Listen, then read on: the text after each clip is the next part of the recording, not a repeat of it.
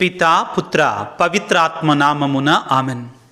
క్రీస్తునాథుని యందు మిక్కిలి ప్రియులకు సహోదరి సహోదరులారా, క్రీస్తు జయంతి మహోత్సవము తర్వాత మొట్టమొదటి రోజు డిసెంబర్ 26వ తారీఖు పునీత స్టెఫాను గారి యొక్క మహోత్సవ వాక్య పరిచర్యకి మిమ్మందరినీ ప్రేమతో ఆహ్వానిస్తున్నాను.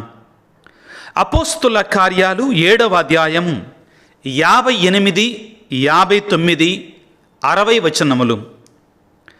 ఆ జనసమూహము స్టెఫాను గారిని బయటికి తరుముకొని పోయి రాళ్లతో కొట్టిరి. సాక్షులు తమ వస్త్రములను తీసివేసి సౌలు అని యువకుని పాదముల చెంత వారిని ఉంచిరి. వారు ఇంకను రాళ్లతో కొట్టుచుండగా స్టెఫాను, యేసు ప్రభు, నా ఆత్మను గైకొనము అని ప్రార్థించను. అటు తరువాత మోకరిల్లి బిగ్గరగా, ప్రభు, ఈ పాపము వీరిపై మోపకము అని పలికి మరణించను. సౌలు అతని హత్యను ఆమోదించను. క్రీస్తునాథుని యందు మిక్కిలి ప్రియులకు సహోదరి సహోదరులారా, నిన్నటి రోజున మనందరము కూడా క్రీస్తు ప్రభు యొక్క జన్మదినోత్సవాన్ని ఆధ్యాత్మికంగా చాలా ఘనంగా కొనియాడాము. డిసెంబర్ 25వ తారీఖు మరుసటి రోజైనటువంటి ఈ క్రిస్మస్ కాలములో ఈ 26వ తారీఖున కథోలిక శ్రీసభ పునీత స్టెఫాను గారి యొక్క మరణాన్ని జ్ఞాపకం చేసుకుంటుంది. వేద సాక్షి మరణాన్ని జ్ఞాపకం చేసుకుంటుంది. ప్రభునందు ప్రియులకు దేవుని బిడ్డలారా, క్రీస్తు ప్రభు ఈ లోకానికి వచ్చింది తన మరణము ద్వారా, తన పునరుత్థానము ద్వారా మనందరికీ కూడా నిత్య జీవితాన్ని ప్రసాదించటానికి. అదేవిధంగా తన బిడ్డలమైన మనము కూడా, తన శిష్యులమైన మనము కూడా ఆయన కొరకే జీవించాలి, ఆయన కొరకు మాత్రమే జీవించాలి అని కోరుకుంటున్నాడు. రోమపత్రికలో పౌలు గారు చాలా స్పష్టంగా చెప్తున్నారు, ఆయనతో మనం, ఆయన మరణములో మనం పాలు పంచుకుంటే ఆయన ఉత్థానములో కూడా మనం పాలు పంచుకుంటాం. అయితే మనందరికీ వచ్చేటి మొట్టమొదటి సందేహం ఏంటంటే, ఈ రోజున క్రిస్మస్ పండగ ఆనందముతో నిండి ఉన్న మనకి డిసెంబర్ 25వ తారీఖున యావత్ ప్రపంచము కూడా క్రీస్తు జననోత్సవాన్ని ఘనంగా కొనియాడుకొని ఆనందడోలికలలో మునికున్న మనని తల్లి శ్రీ సభ ఈ డిసెంబర్ 26వ తారీఖున పునీత స్టెఫాను గారి యొక్క వేద సాక్ష్య మరణాన్ని ధ్యానం చేయమని అడుగుతుందేంటి అనుకోవచ్చు. మనం మరవకూడదు ప్రియులారా. ఏమిటంటే, క్రీస్తు ప్రభు ఈ లోకానికి వచ్చింది మరణించటం కోసమే. క్రీస్తు ప్రభు యొక్క జననములోనే తన మరణం ఉంది. జాగ్రత్తగా మనం పరిశీలిస్తే మత్తయి శుభవార్త 1వ అధ్యాయం 21వ వచనములో యోసేపు గారికి దేవదూత ఇచ్చినటువంటి పని ఏమిటి అంటే, చెప్పిన పనిలో ఒకటి ఏంటంటే, నీవు పుట్టబోయేటువంటి ఆ మరియ కుమారునికి యేసు అని పేరు పెట్టాలి. అనగా ఆయన తన ప్రజలను వారి పాపం నుండి రక్షించును. ఏ విధంగా రక్షిస్తాడు? తన మరణము ద్వారా రక్షిస్తాడు. తన శిలువ ప్రాణ త్యాగము ద్వారా మనందరిని కూడా రక్షించబోతున్నాడు. దీనిని గూర్చి ఫుల్టన్ షీన్ బిషప్ గారు ఏమంటారంటే, మానవులందరూ కూడా నేను జీవించాలి, నేను ఇంకా బ్రతకాలి అని వస్తే ఈ లోకంలోనికి క్రీస్తు ఒక్కడే నేను త్వరగా మరణించి ఉత్థానమై నా బిడ్డలకు నిత్య జీవితాన్ని ప్రసాదించాలి అని ఏకైక తలంపుతో, ఉద్దేశముతో, కోరికతో ఈ లోకానికి వచ్చాడు అంటారు. అవును ప్రియులారా, ప్రభు ఈ లోకానికి వచ్చిన ఏకైక కారణం తన మరణము ద్వారా మనకు నిత్య జీవితాన్ని ప్రసాదించటము కొరకై. ఇప్పుడు మనకు కొంచెం పరమార్థం దొరుకుతుందండి. పునీత స్టెఫాను గారి యొక్క మరణములో ఉన్న పరమార్థం మనకు అర్థమవుతుంది. ఏమిటి అంటే, హతసాక్షిగా మనం జీవించాలంటే, అంటే మరణించాలంటే ప్రభువు కోసం 3 రకాలుగా మనం జీవించాలి. 3 విధాలుగా శ్రీసభ హతసాక్షి మరణాన్ని వివరిస్తుందండి. జాగ్రత్తగా ఆలకించండి. మొదటిది, క్రీస్తు కొరక నేను మరణించాలి అనే ఆశ కలిగి దేవుని కృప వలన ఆ ఆశ నెరవేరడం. క్రీస్తు కోసం నేను మరణించాలి అని కోరుకోవాలి. అదేవిధంగా అది నెరవేరుతుందండి కొంతమంది జీవితంలో. రెండవది, క్రీస్తు కొరక నేను జీవించాలి, మరణించాలి అని కోరుకొని, కానీ అది దేవుని యొక్క ప్రణాళిక ప్రకారం లేదు కాబట్టి దేవుడు కొంతమందికి అవకాశాన్ని ఇవ్వడు మరణము ద్వారా వేదసాక్షిగా మరణానికి. కానీ వారిలో ఆశ మరణం ఉంటుందండి. ఆశ వేదసాక్షి మరణం ఉంటుందండి. మూడవది ఏమిటి అంటే, వారు నేను మరణించాలి అని కోరుకోరు, కానీ దేవుడు వారికి ఆ ప్రభువు కొరకే మరణించేటువంటి ఆ అవకాశాన్ని ఇస్తారు. వారు మరణిస్తారు.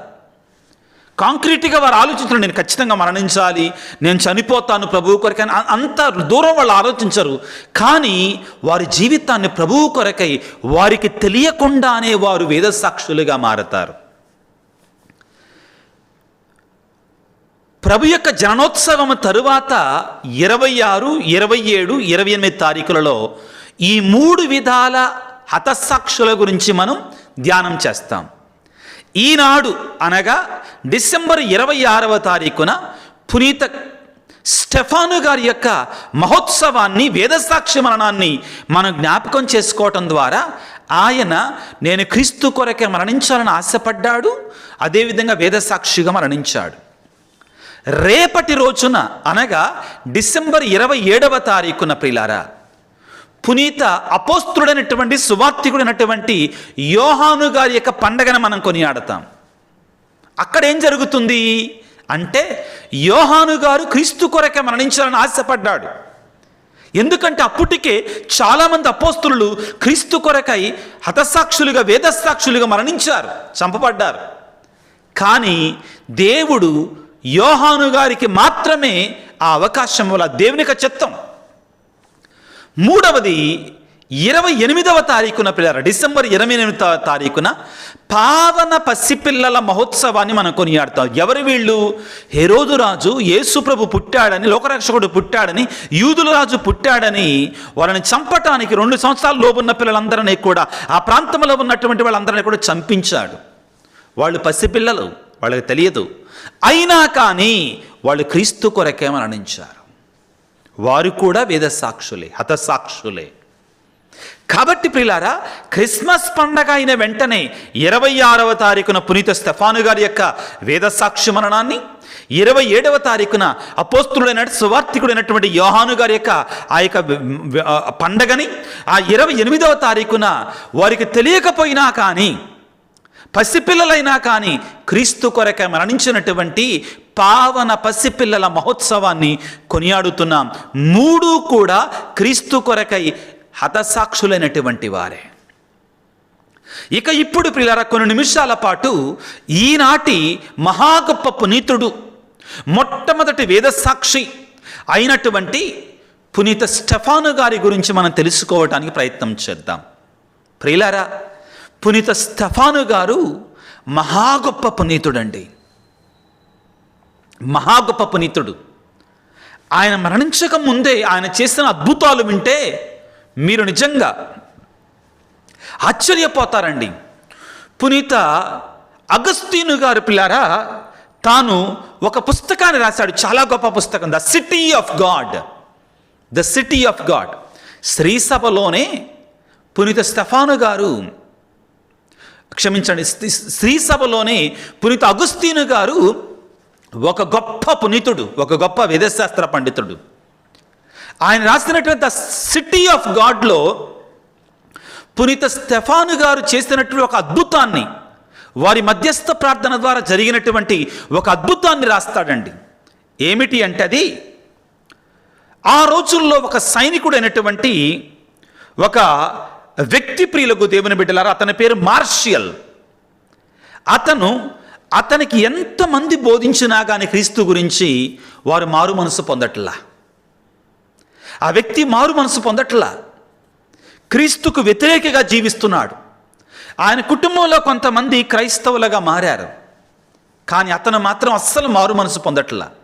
అయితే అతను ఒక మరణకరమైనటువంటి వ్యాధితో పీడించబడటం ప్రారంభమైంది.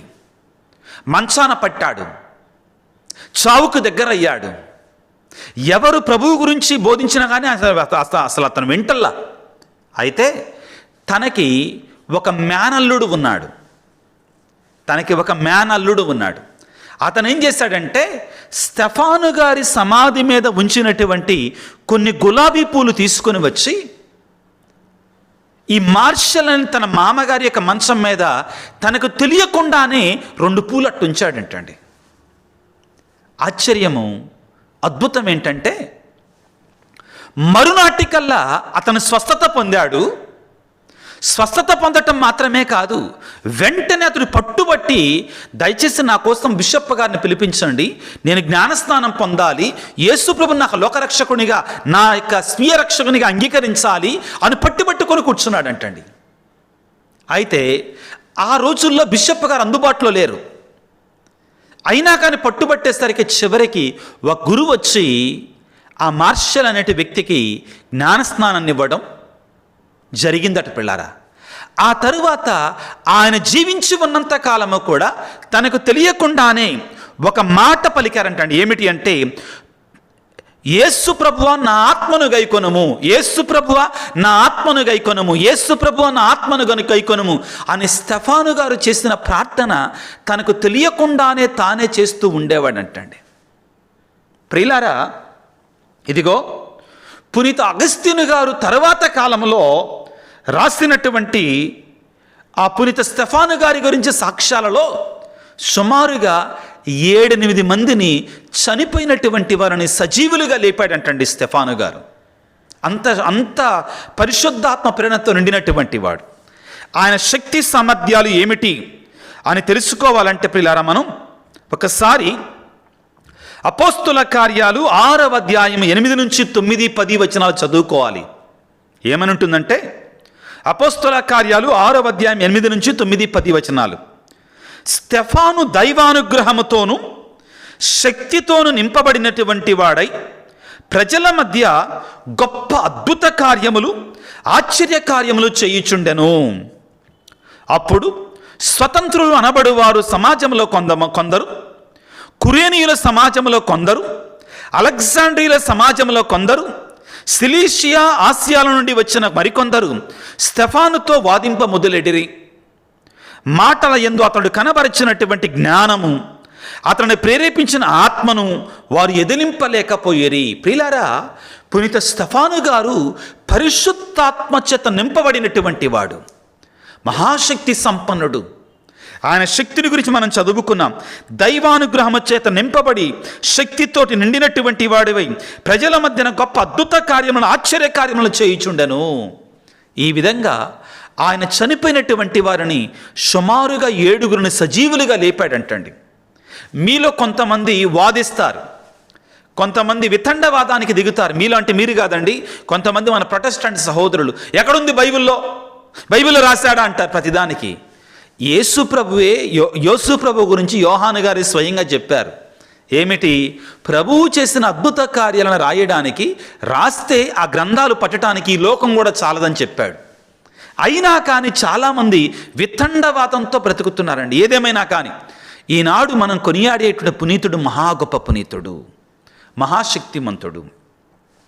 ఇక్కడ మనం గమనించాల్సింది ఏమిటి అంటే, ఇంతకస్తల స్టెఫాను గారు ఎవరు? స్టెఫాను గారు యూద వర్గానికి చెందినటువంటి వాడే, యూదుడే, కానీ ఆయన గ్రీకు ప్రాంతంలో ఎదిగినటువంటి వాడని చెప్తుంటారు. అయితే ఆయన పుట్టుకతోటి క్రైస్తవుడే కాదు సహజంగానే, కానీ ప్రభువును తెలుసుకొని మారు మనసు పొంది సువార్తను విశ్వసించి రక్షణ పొందుకున్నాడు. అయితే సంఘం పెరుగుతున్న కొలది, ఆదిమ క్రైస్తవ సంఘాలలో క్రైస్తవ విశ్వాసులు పెరుగుతున్న కొలది అపోస్తులకు కష్టమైపోయింది. ఏంటి? అక్కడున్న కొంతమంది విధవరాండ్రికి న్యాయం జరగటల్లా. ఆ సంపదలని, వస్తున్నటువంటి కానుకలను పేదలకు పంచటంలో కొంచెం అవకతవకలు జరుగుతున్నాయి. కాబట్టి అప్పుడు ఈ 12 మంది అపోస్తులు ఒక నిర్ణయానికి వచ్చారు. ఏమిటి అది? ఆత్మచేత నింపబడినటువంటి వారిని 7గురిని ఎన్నుకొని వారిని ఈ ప్రజలకి ఈ భౌతికమైన కార్యాలు, ఈ పంచటం, కానుకలను పంచటం, సహాయాలు అందించటం, ఈ పనులు చూసుకోవటానికి వాళ్ళని నియమించుదామని చెప్పారు. వాక్యాన్ని చదువుకుందాం. అపోస్తుల కార్యాలు 6వ అధ్యాయము 1వ వచనము నుండి. కొంతకాలము జరిగిన పిదప శిష్యుల సంఖ్య పెరిగెను. అనుదిన పరిచర్యలో తమలోని వితంతువులు నిర్లక్ష్యమునకు గురియొచున్నారని గ్రీకు మాట్లాడే యూదులు హెబ్రీలపై సణిగిరి. అందుచే 12 అపోస్తులు శిష్యుల సంఘమును చెంతకు పిలిచి, దేవుని వాక్కును నిర్లక్ష్యము చేయుట, ఈ పరిచర్య యందు నిమగ్నులమై ఉండుట మాకు సరికాదు. కావున సోదరులారా, మీలో పవిత్రాత్మతో నింపబడినటువంటి వారని, జ్ఞానముతో నిండినటువంటి వారని, మంచి పేరు గలవారని 7గురిని ఎన్నుకుందాం. అప్పుడు వారు వితంతువులకి సహాయం చేయటం, ఇతర కార్యకలాపాలు వాళ్ళు చూస్తారు అని చెప్పి 7గురిని ఎన్నుకున్నారు. డీకన్లను ఎన్నుకున్నారు. వారిలో ఒకళ్ళు స్టెఫాను గారు. వాక్యాన్ని చదువుకుంటే, పవిత్రాత్మతో నిండినటువంటి స్టెఫాను, ఫిలిప్పు, ప్రొకోరు, నికానోరు, తీమోను, పర్మెనాసు, యూదుల మతావలంబకుడగును అంటియోకియాకు చెందినటువంటి నికోలా అనువారిని ఎన్నుకున్నారు. అయితే ఆశ్చర్యం ఏంటంటే ప్రియులారా, ఈ 7గురిలో మిగిలినటువంటి 6గురు గురించి మనకు ఎక్కువగా కనబడదండి అపోస్తుల కార్యాలలో. కానీ స్టెఫాను గారి యొక్క వేదసాక్షి మరణం, ఆయనలో ఉన్న అద్భుత పరిశుద్ధాత్మ శక్తులు, ఆయనకు దేవుడిచ్చినటువంటి పరిశుద్ధాత్మ జ్ఞానాన్ని గురించి మాత్రం మనకు ప్రస్ఫుటంగా ఇదిగో అపోస్తుల కార్యాలు 6, 7, 8 అధ్యాయాలలో మనం చదువుకుంటాం. ముఖ్యంగా 7వ అధ్యాయంలో మనం చదువుకుంటాం. ప్రియులారా, పునీత స్టెఫాను గారి గురించి మనం మాట్లాడుకుంటున్నప్పుడు 3 ముఖ్యమైనటువంటి అంశాలు మనం ధ్యానించుకోవాలి. మొదటిది ఏమిటి అంటే, స్టెఫాను గారు పరిశుద్ధాత్మ జ్ఞానముతో, మహాజ్ఞానముతో ఆయన దేవుని గురించి ప్రకటించగలిగినటువంటి వ్యక్తి. పరిశుద్ధాత్మ ఆత్మ ప్రేరణ కలిగినటువంటి వాడు. ఆయన పరిశుద్ధాత్మ గురించి, పరిశుద్ధాత్మ జ్ఞానముతో లోకరక్షకుని గురించి చాలా బలంగా దేవుని యొక్క సువార్తని బోధించినటువంటి వారి పిల్లారా. 10వ వచనాన్ని చదువుకుంటే, అపోస్తుల కార్యాలు 6వ అధ్యాయం, మాటలాడుట యందు అతడు అగపరిచినటువంటి జ్ఞానమును, అతనిని ప్రేరేపించిన ఆత్మను వారు ఎదిరించలేకపోయారు. ఎంత శక్తో చూడండి. ప్రభుని గురించి ఆయన చేసిన ప్రసంగం అండి. అపోస్తుల కార్యాలు 7వ అధ్యాయంలో మహా అద్భుతం. యేసయ్య గురించి ఆయన చేసినట్టు అద్భుతం. గొప్ప వేదశాస్త్ర పండితుడండి, మహాజ్ఞాని. రెండవది ప్రియులారా, ఆయన మొదటిది పరిశుద్ధాత్మ చేత ఆయన చేసినటువంటి దైవికమైనటువంటి జ్ఞానం, ఆయనకున్నటువంటి దైవిక జ్ఞానం. రెండవది, ఆయన క్రీస్తు విరోధులను ఎదుర్కొన్నటి రీతి. అసలు వెనక ముందు చూడలే ఆయన, అసలు భయపడలా, భయం లేదు ఆయనలో. క్రీస్తు కొరకై ఆ విధంగా ఆయన జీవించాడు, ఆ విధంగా ఆయన ప్రకటించాడు సాక్ష్యం. మూడవది ప్రియులారా, ఆయన విరోధులు ఆయన ముందు తట్టుకోలేకపోయారు. వారు యేసు ప్రభు దేవుడు కాదు అని చెప్పిన ప్రతి వాదన మీద కూడా ఆయన గెలిచేశాడు. ఇది ఆయనలో ఉన్న గొప్పతనం. గెలిచినా కానీ ప్రియులారా, ఇక్కడ మనం గమనించాలి, చాలామంది అండి యేసు ప్రభు దేవుడని వాళ్ళకి తెలుసు. చాలామందికి యేసు ప్రభువు నిజదేవుడని కూడా వాళ్ళకి తెలుసండి. కానీ వాళ్ళకి అంగీకరించటానికి కొన్ని బాహ్యమైనటువంటి కట్టుబాట్లు, సిద్ధాంతాలు ఆటంకంగా మారి, అమ్మో యేసు ప్రభుని దేవునిగా అంగీకరిస్తే మా పరిస్థితి ఏమవుద్ది, సమాజంలో మేమేం కావాలి, ఎలాగా అనని వాళ్ళు అక్కడ ఆగిపోతారండి. ఇక్కడ జరిగింది అదే. స్టెఫాను గారు వారు చేస్తున్న వాదనల మీద ఆయన విజయం సాధించాడు. వారు చేస్తున్న వాదనలు తప్పును నిరూపించాడు. వాళ్ళకు కూడా అర్థమైంది. అయినా కానీ మేము ఓడిపోతున్నామే అనే కక్ష గట్టి స్టెఫాను గారిని నిర్దాక్షణ్యంగా రాళ్లతో కొట్టి చంపారు. ప్రియులారా, ఇక్కడ స్టెఫాను గారి యొక్క గొప్పతనం ముగింపు. ఆయన గొప్పతనాల్లో ఉన్నట్టు గొప్పతనం ఏంటంటే, యేసు ప్రభు సిలువలో వేలాడుతుండగా తండ్రి వీరేమి చేయుచున్నారు వీరెరుగరు, ఆయనను చంపుతున్నటువంటి వారిని వీరిని క్షమించయ్యా అని కోరుకున్నాడు కదా. స్టెఫాను గారు కూడా అంతటి ప్రార్థన చేశాడండి. ఏమంటాడు 59వ వచనములో, అపోస్తుల కార్యాలు 7వ అధ్యాయములో, అతని నగరము బయటకు తరుముకొని పోయి రాళ్లతో కొట్టిరి. సాక్షులు తమపై వస్త్రమును తీసివేసి సౌలు అని యువకుని పాదముల చెంత వారిని ఉంచిరి. వారు ఇంకను రాళ్లతో కొట్టుచుండగా స్టెఫాను, ప్రభువా నా ఆత్మను గైకొనుము అని ప్రార్థించను. ఆపై మోకరిల్లి బిగ్గరగా, ప్రభు ఈ పాపము వీరిపై మోపకము అని పలికి మరణించను. క్రీస్తునాథుని యందు ప్రియులారా, ఎంత గొప్ప పునీతుడండి ఈయన. ఈయన గురించి మనం ఇంకా తెలుసుకోవాలంటే పునీత అగస్తీను గారు రాసినటువంటి ద సిటీ ఆఫ్ గాడ్ అనే పుస్తకాన్ని మనం చదవాలండి. చాలా గొప్ప పునీతుడండి ఆయన. మరణించినటువంటి వారిని చిన్న ప్రార్థన చేసి అలా లేపేసేవాడంటండి. రోగులను ఎంతోమందిని స్వస్థపరిచాడంటండి స్టెఫాను గారు. ఆత్మ, పరిపూర్ణమైన ఆత్మతో నింపబడినటువంటి వాడు. ఏమిటి ఈ రోజున క్రిస్మస్ కాలములో ఈ మొట్టమొదటి రోజున 26వ తారీఖున ఈ పునీతుని మనం కొనియాడటానికి కారణం ఏమిటి అంటే ప్రియులారా, అదిగో ఆ పుట్టినటువంటి ఆ చిన్నారి బాల యేసుకి మనము కూడా సాక్షులముగా ఉండగలగాలి. తూతు మంత్రపు నామకాత్రపు క్రైస్తవులుగా ఉంటే ఆ చిన్నారి బాల యేసు యొక్క ఆనందాన్ని, పరమానందాన్ని, క్రిస్మస్ ఆనందాన్ని మనం పొందలేం. నీవు నేను కూడా క్రైస్తవులంగా ఆ పుట్టినటువంటి చిన్నారి బాలయేసుకు సాక్షులముగా మారాలి.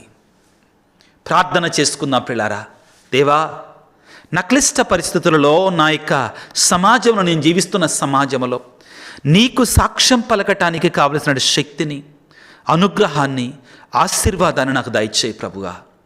నా శక్తి నాకు చాలదయ్యా, నా బలం నాకు చాలదు తండ్రి. నీ బలము, నీ శక్తి, నీ కృప నాకు కావాలి తండ్రి. ఈ క్రిస్మస్ కాలములో నీ పరమానందాన్ని, నీ శాంతిని, సమాధానాన్ని మాకు దయచేయి తండ్రి అని ఆ చిన్నారి బాలయేసును తలల వంచి ప్రార్థన చేసుకుందాం.